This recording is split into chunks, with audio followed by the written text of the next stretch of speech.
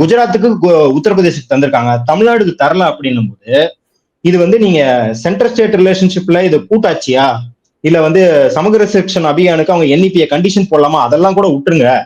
ஆனால் எல்லா மாநிலத்தையும் ஒரேபடி நடத்த வேண்டும் என்கிற அடிப்படையில் ஒரு தனி மனிதர்களை போல மாநிலத்தை கன்சிடர் பண்ணினா இது ஒரு டிஸ்கிரிமினேஷன் அப்படின்னு வாதிடலாம்.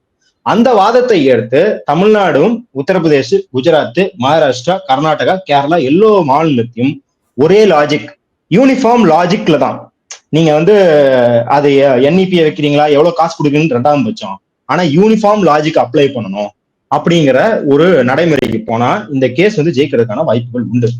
ஏன்னா தரவுகள் படியே பாத்தீங்கன்னா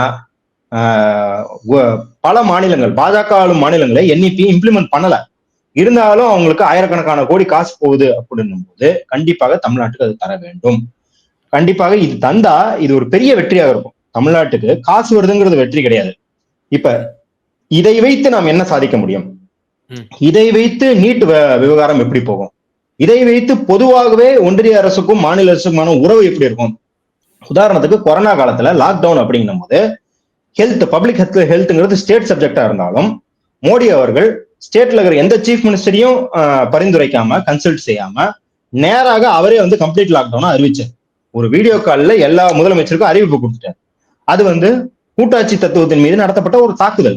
இப்ப இந்த மாதிரி நீதிமன்ற வழக்குகள்ல நல்ல தீர்ப்பு கிடைச்சிருச்சு அப்படின்னா நாளைக்கு இது மாதிரி மோடி எந்த நடவடிக்கையும் எடுக்க முடியாது.